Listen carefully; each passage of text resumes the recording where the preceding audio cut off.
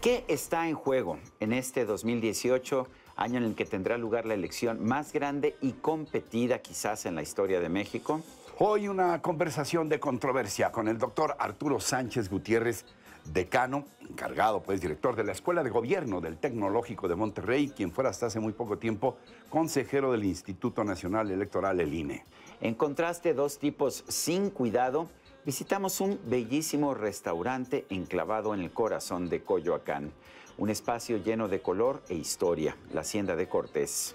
Y también hoy noticias que no cambiarán la historia con una nueva disposición que comenzará a funcionar en los baños públicos de hombres en Nueva York.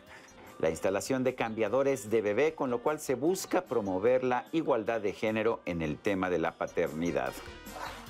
Pues muy buenas noches, gracias por su presencia como cada semana. ¿Qué tal, mi querido Sergio? Pues muy bien, gracias a ustedes por acompañarnos en este que ya es nuestro programa número 128. No le cambien, que ya estamos de vuelta, ¿eh?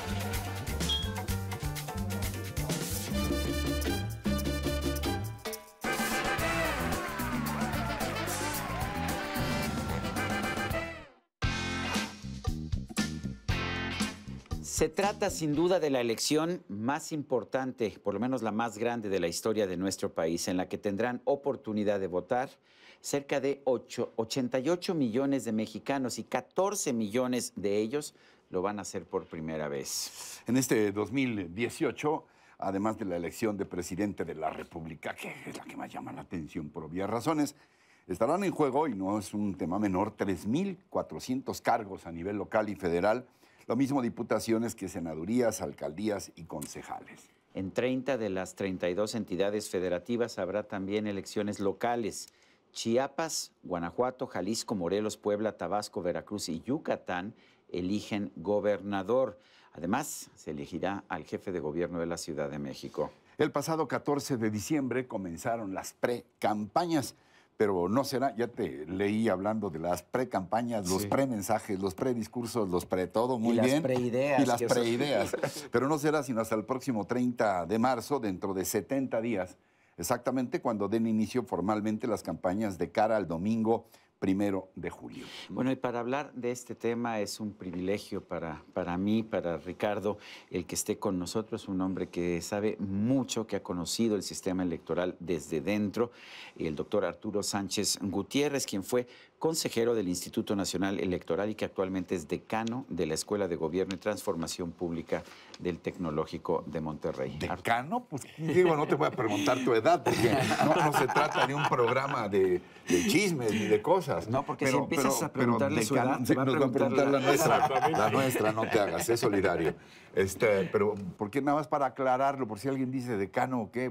¿Por qué? ¿Por veterano o por qué? La estructura del Tecnológico de Monterrey se ha definido así.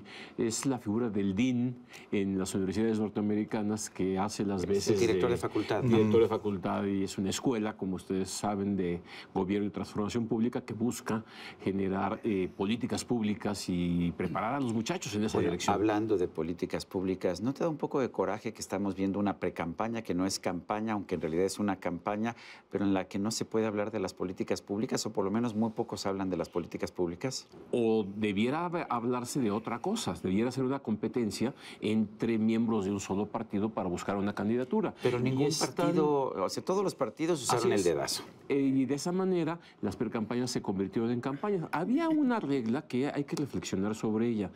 En los spots que están ahorita y en los actos públicos no debieran estar los candidatos como tal, haciendo el tipo de mensaje que están haciendo. Pero además, para efectos de la gente, sí parece una burla que al final te digan, dirigido a los puros del partido. ¿Qué es eso? ¿Qué es eso? Fueron de las primeras cosas que me sorprendieron a mí, porque las elecciones anteriores se impedía que eso. ¿Se acuerdan de la tregua de Navidad, tregua de del año 2000, justo en 2006, justamente? Era para justamente evitar que los precandidatos avanzaran y empezaran sus campañas antes de tiempo. Ahora ya el tribunal permitió que fuera así, ahora estamos viendo mítines, y es muy curioso porque lo que dice Sergio es importante. No se habla particularmente de políticas públicas, pero sí se habla de promesas de gobierno. Qué absurdo, ¿no? Que no se ilustran, ¿Dónde está que no la se describen, que no hay delgadísima línea divisoria?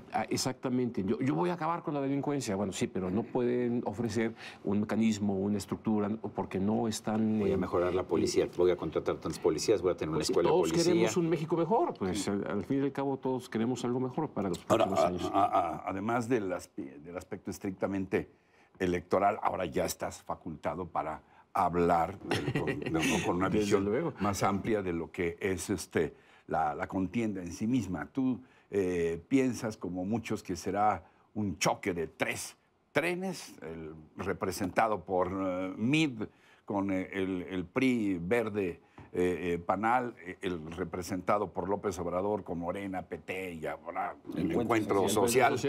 Y Anaya, Ricardo Anaya, que encabeza el bloque del PAN, PRD y Movimiento.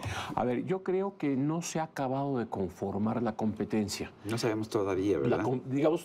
Ya sabemos quiénes son los tres de los actores fundamentales. Hay tres aspirantes a candidaturas independientes que están en la posibilidad de llegar. Ríos Peter, Margarita y el Bronco. No sabemos si van a llegar. Todavía están lejos de los 17 estados que requieren. Pero eso hace que la competencia final de entre cuántos va a ser no lo tenemos. Y eso afecta mucho porque, por ejemplo, no se puede definir todavía el debate. Si fuera un debate entre tres, sería una cosa completamente distinta a ser un debate entre 5 o 6, o incluso entre 4. No se puede ver entonces si las estrategias de uno de los independientes afectará o no a alguno de los que están contendiendo. Hasta ahorita lo que estamos viendo es que sí, pareciera que las tres locomotoras que ya arrancaron, pues ya llevan mucho vuelo. Y por los números, tanto de Margarita como del Bronco como de Ríos Peter, pues pareciera que están lejos de alcanzar. Con todo, lo que van a hacer ellos es sí restar votos a alguien. Los votos que tenga Margarita, los votos que tengan cualquiera de los otros dos, restarán votos a alguno de los tres, y eso hace que la competencia sí se vaya a ir construyendo a lo largo de la campaña con un elemento de más que ya conocemos. Se cometen errores en campaña que cuestan mucho. Ahora, rápidamente, perdón que haga dos preguntas seguidas. Esto que dices me lleva a necesariamente a preguntar, ahora a propósito de esto que decías de restarle votos al otro, de si crees que en esta campaña se pueda dar otra vez este fenómeno del voto útil. Totalmente. De decirle, como en su tiempo le dijeron a la gente que quería votar por Cárdenas, que al oye, final si quieres sacar al PRI de los Pinos, pues tienes que votar por Fox. Pues, ay, si yo soy de izquierda, entonces deja al PRI de los Pinos. No, pues entonces sí voto por Fox, algo así. Y ahorita López Obrador ya les dijo a los panistas que se vengan para acá, a los que están enojados con Anaya. Desde luego que va a ocurrir, Ricardo. El mexicano ha aprendido a votar justamente en esa dirección. Y justamente es lo que va a marcar una diferencia importante este año. Hay temores. Más bien, como no conocemos los proyectos definitivos de cada uno, lo que sí sabemos es que hay quien no quiere a Ricardo, hay quien no quiere a Andrés Manuel y hay quien no quiere a Mir. Y para que él no llegue, el que no quiero que llegue, entonces tengo que ver hacia dónde dirijo mi voto. Pero hay un fenómeno paralelo que se está presentando también. Ahorita acababan ustedes de mencionar que vamos a tener aproximadamente 3.400 puestos de elección popular, además del presidente de la República.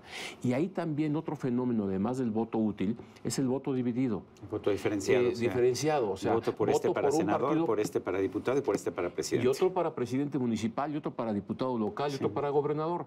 Y eso va a hacer que es un voto inteligente eso. Es un voto inteligente porque cada ciudadano vota dependiendo de lo que esté eligiendo. Es distinto yo elegir a mi jefe de gobierno y nada más. Pero lo que quieren decir ustedes, a los dos al mismo tiempo, es que entonces ya no importan los partidos.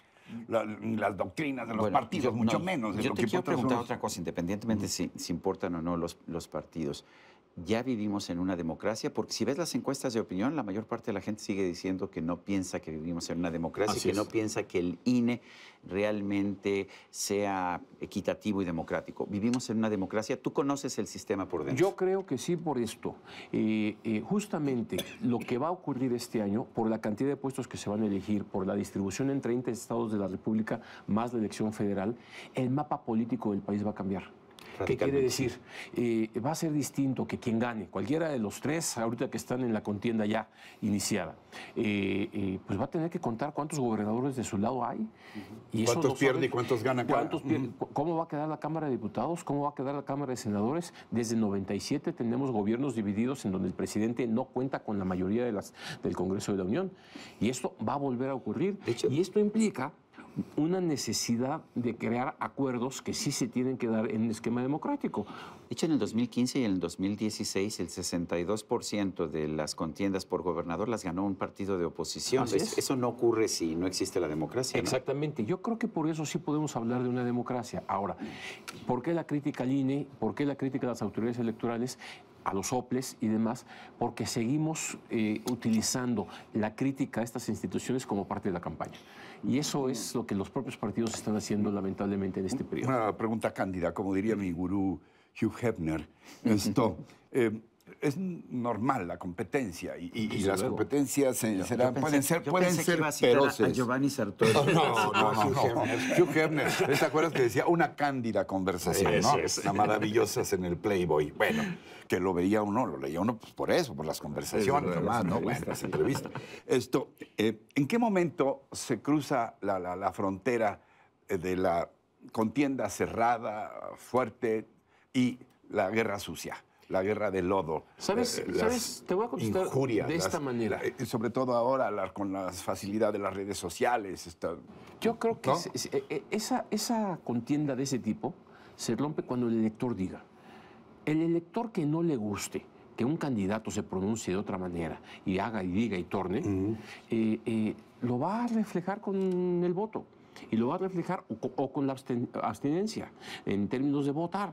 Yo creo que es muy difícil poner una barrera clara. ¿Hasta dónde, si yo le digo corrupto, o hasta dónde, por ejemplo, Mid le llama torturador al gobernador de Chihuahua? Sí. O, por ejemplo... Anaya, todas sus afirmaciones son el PRI corrupto. Exactamente. Y para Andrés Manuel, los que no están con él es la mafia del poder. Como Trump, ¿te acuerdas? Crooked Hillary. Exactamente. Entonces, ¿hasta dónde aguanta esto? El día que el elector decida que no le gusta este tipo de campañas y proteste por ellas y en las redes sociales se muestren opositores, que de hecho ya está pasando. El desprestigio de los partidos políticos está por los suelos. ¿Sí? Un dato que me parece muy importante que empecemos a pensar de cuánto va a ser la participación. Tú decías, hay 14 millones de jóvenes que van a votar por primera vez. Bueno, en el 12 votaron 63.8%. De los inscritos en el padrón. Esa cifra va a ser importante, porque si cae mucho esta cifra, quiere decir que hay una protesta atrás al sistema en su conjunto. Desencanto. Exactamente. Sí, que de pronto se manifiesta en asaltos masivos, pero también se ha manifestado poderosamente ahora que hablábamos de los jóvenes, que se me hace que ya no van a estar tan indiferentes, y ya lo vimos el 19 de septiembre. Así es. Va a ser muy interesante. Bueno, yo no sé, ¿estarás de acuerdo en que podemos hacer un compromiso, si también Arturo conviene en ello, en vernos otra vez? Por favor, de vez en cuando. Hay un par de veces antes de la elección contigo. Hay mucho que sistematizar de información de lo que está pasando. Hay muchos elementos que están en el aire que hay que meter en orden para poder decidir claramente y con libertad el voto. Y esto, bueno, cuando empiece la campaña lo podremos platicar con mucho gusto. Arturo, gracias al doctor Arturo Sánchez Gutiérrez por su presencia aquí con nosotros. Es un gusto y es un privilegio siempre. Gracias, Arturo. Hasta pronto.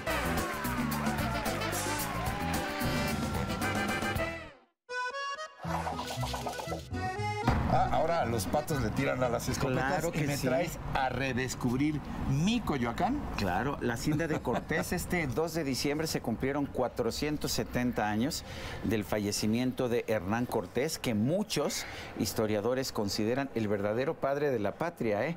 El origen del mestizaje, sí, ahí nos meteríamos en grandes discusiones. a una gran polémica histórica, pero efectivamente hay quienes le dan un reconocimiento A Hernán importante Cortés a por Hernán haber Cortés, iniciado el mestizaje, que durante somos- mucho tiempo nos lo vendieron como el gran villano, Ajá. pero bueno, pues también fue fundamental en la construcción del México contemporáneo, y prueba de esto es esta hacienda de Cortés. Esta hacienda que en realidad es, o sea, no era que viviera aquí, pero mucho se dijo que aquí eran las caballerizas de Cortés, y ciertamente es un edificio realmente entrañable de este Coyoacán que tú te has acostumbrado tanto a querer, que has Sí, visitado tanto. Que después de mi Tepito de origen, Sí, pues se es ha tu- convertido es tu en mi barrio, barrio ¿no? adoptivo. Así es. Coyoacán. Ve Y qué esta hacienda belleza de lugar. Cortés, ve lo bello que es, pero además tiene un restaurancito y, en fin, puedes pasar uno aquí un tiempo bastante agradable.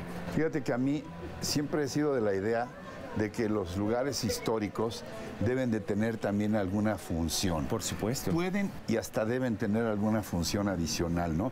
Como por ejemplo, ¿qué tal? Buenos días.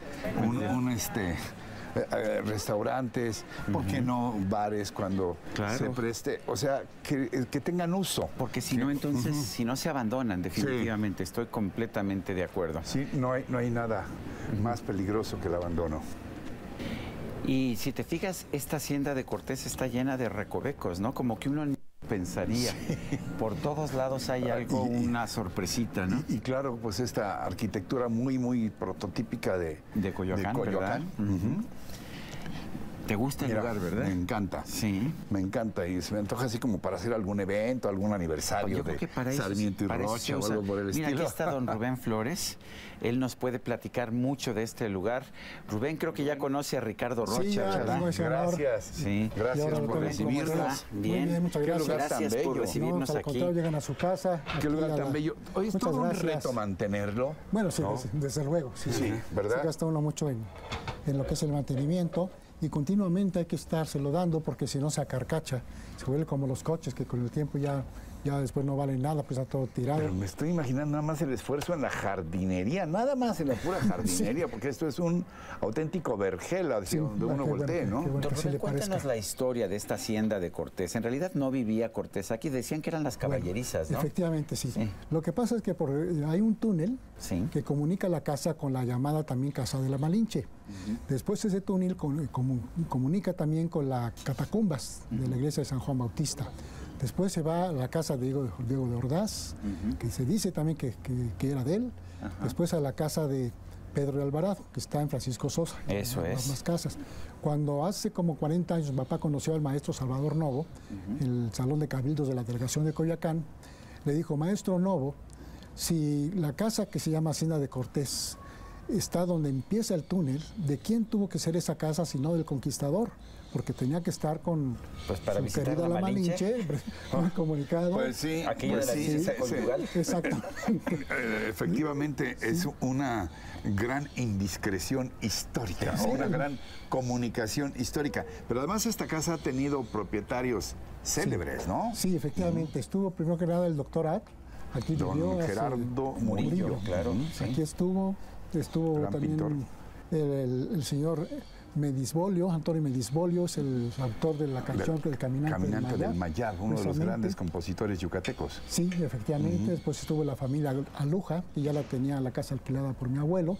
Ya estoy hablando en 1950 y tantos, porque mi abuelo la compró Creo que en Tito 1900. Guízar también, ese Perdón, sí, Tito Guízar, el gran artista pionero del actor, cine cantante. nacional. Bueno, fue la primera película, de las primeras Sí. películas habladas allá en el Rancho Sí, Grande y con- todo esto, ¿no? con Esther Entonces, Fernández. su abuelo la compró, la Sí. casa, sí. En 1932, y esto era un poquito más de 1 hectárea, 10.200 metros. Y en aquella época le costó a Tostón el metro, algo así como 10,000 pesos, 5,000.